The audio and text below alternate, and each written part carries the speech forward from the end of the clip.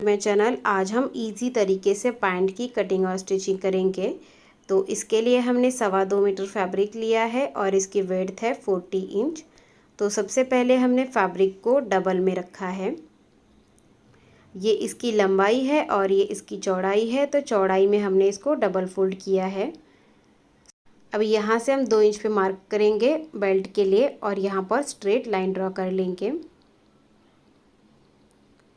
उसके बाद हमें लेंथ लेनी है, तो बेल्ट को छोड़ के हम लेंथ लेंगे। तो रेडी लेंथ है 37 इंच, उसमें हम 2 इंच फोल्डिंग के लिए ले लेंगे, तो 39 इंच पर निशान लगाएंगे। अब यहाँ पर भी हम स्ट्रेट लाइन ड्रॉ कर लेंगे।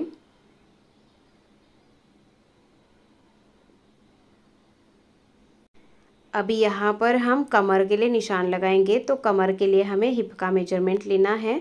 तो जितना आपका हिप साइज़ है उसको 4 से डिवाइड करना है, प्लस 2 इंच मार्जिन ऐड करना है। तो हिप है 36 इंच, उसको 4 से डिवाइड करेंगे तो वो आ जाता है 9 इंच, प्लस 2 इंच मार्जिन लेंगे तो वो आ जाता है 11 इंच। तो यहाँ पर हम कमर लेंगे 11 इंच पर। उसके बाद यहाँ से ही हम आसन लेंगे, तो आसन के लिए भी हिप का 4th part plus 2 inch margin लेना है। तो यहाँ पर मेरे मेजरमेंट में हिप है 36 इंच, उसको 4 से डिवाइड करेंगे तो वो आ जाता है 9 इंच, प्लस 2 इंच मार्जिन लेंगे तो वो आ जाता है 11 इंच। तो यहाँ पर हम 11 इंच पर निशान लगा लेंगे आसन के लिए। तो सभी साइज़ के लिए फॉर्मूला सेम रहेगा। अब यहाँ पर स्ट्रेट लाइन ड्रॉ कर लेनी है, ऊपर की तरफ इसको एक्सटेंड करेंगे। अभी यहाँ पर हम 2 इंच पे मार्क करेंगे। हेवी साइज़ के लिए आपको 2.5 इंच लेना है और आसन की गोलाई का शेप देना है। उसके बाद हम बॉटम लेंगे, तो बॉटम के लिए सबसे पहले हमें इसका सेंटर निकालना है। तो इसका सेंटर आ रहा है 6.5 इंच पर। अभी यहाँ पर भी हम 6.5 इंच पर निशान लगा लेंगे।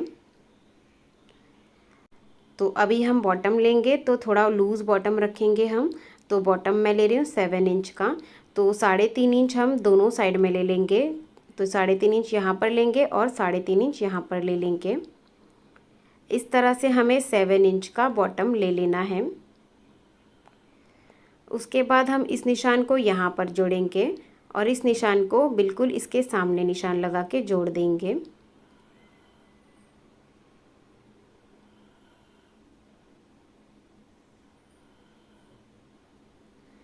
तो फ्रंट पार्ट की मार्किंग हो गई है, अभी हम इसकी कटिंग करेंगे।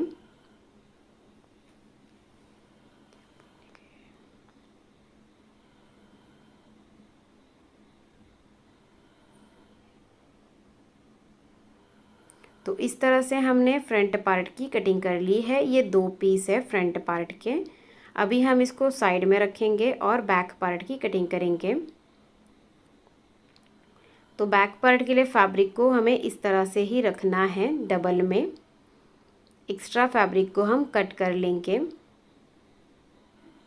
तो देखिए इस तरह से हमने फैब्रिक को डबल में रखा है। अभी फ्रंट का पार्ट हम इसके ऊपर रख लेंगे। यहाँ ऊपर की तरफ 2 इंच छोड़ेंगे, ऊपर की तरफ 2 इंच छोड़ना है और साइड में भी 2 से 2.5 इंच होना चाहिए। उसके बाद ही फ्रंट पार्ट को प्लेस करना है। अभी ये वाली साइड में हमें कोई चेंज नहीं करना है, इसको हम एज इट इज़ मार्क कर लेंगे।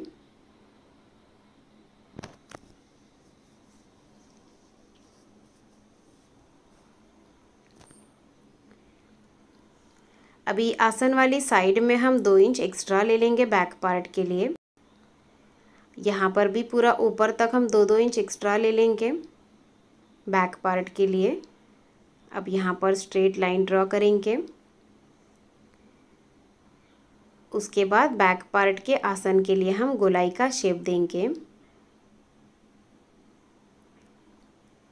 अभी यहाँ से हमारा ऊपर की तरफ 2 इंच ज़्यादा है, तो यहाँ पर हम इसको ऐसे ही रखेंगे और इसको यहाँ पर तिरछा जोड़ेंगे। सिर्फ आसन वाली साइड से ही हमें 2 इंच बढ़ाना है। अभी बॉटम में हम 1.5 इंच ले लेंगे एक्स्ट्रा और यहाँ पर इसको जोड़ देंगे।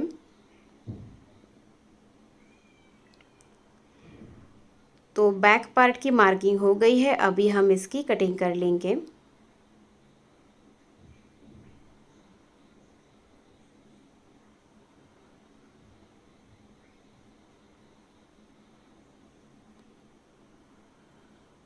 तो इस तरह से हमने कटिंग कर ली है।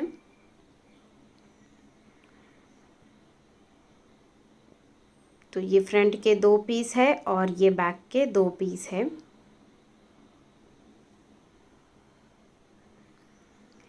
तो अभी हमें स्टिचिंग करनी है। तो दोनों पार्ट्स की सीधी साइड हमें अंदर की तरफ ही रखनी है। उसके बाद हमें आसन में सिलाई लगानी है, फ्रंट और बैक दोनों पार्ट्स में। तो हमने आसन में सिलाई लगा ली है दोनों पार्ट्स में। अभी इसको ओपन करके रखेंगे। अभी इसके ऊपर भी हमें फ्रंट का पार्ट उल्टा रख देना है, मतलब दोनों पार्ट्स की सीधी साइड हमें अंदर की तरफ रखनी है।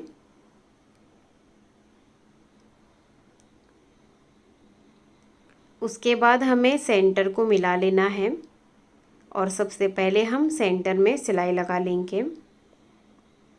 तो हमने सेंटर में सिलाई लगा ली है। अभी साइड्स को स्टिच करना है। तो फ्रंट का पार्ट छोटा है और बैक का पार्ट बड़ा है, तो हमें क्या करना है, दोनों की किनारियों को इस तरह से मिला लेना है और 1/2 इंच के डिस्टेंस से हमें स्टिच कर लेना है नीचे तक। इसी तरह से दूसरे साइड में भी हमें दोनों की किनारियों को मिला लेना है और स्टिच कर लेना है। तो हमने इसको स्टिच कर लिया है दोनों साइड में। अभी इसके बॉटम को डबल फोल्ड करना है। तो बॉटम में जो हमने 2 इंच छोड़ा था, इसी को हम इस तरह से फोल्ड करेंगे और यहाँ पर हम इसको फोल्ड करते हुए स्टिच करेंगे। तो इस तरह से हमने बॉटम को फोल्ड कर लिया है। अभी हम बेल्ट रेडी करेंगे। तो बेल्ट के लिए जो हमने 2 इंच छोड़ा था, उसी को हमें फोल्ड करना है। इस तरह से पूरे में फोल्ड कर देंगे।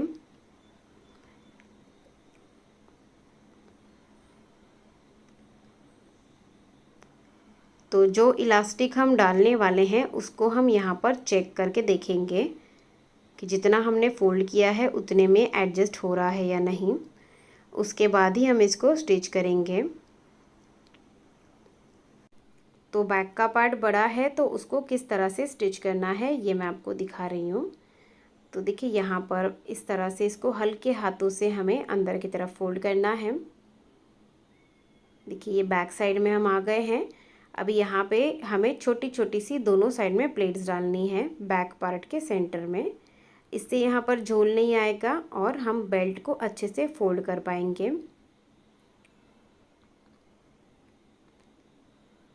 तो देखिए इस तरह से हमने फोल्ड कर लिया है। यहाँ पर थोड़ा सा ओपन रखा है। तो इस तरह से बेल्ट को हमने फोल्ड किया है। अभी इसके अंदर से हम इलास्टिक पास करेंगे। तो ये हमने इलास्टिक लिया है और इलास्टिक की जो लेंथ है वो हमने 27 इंच की ली है। जितना आपका कमर का साइज़ है उससे 3 इंच माइनस करके लेना है। तो कमर साइज़ 30 इंच है, तो हमने 27 इंच का इलास्टिक ले लिया है। अभी हम एक सेफ्टी पिन लेंगे और इलास्टिक को इसके अंदर पास करेंगे। एक साइड से डालना है इलास्टिक को और दूसरी साइड से हमें बाहर निकाल लेना है इस तरह से। उसके बाद इलास्टिक को ओवरलैप करके स्टिच करेंगे।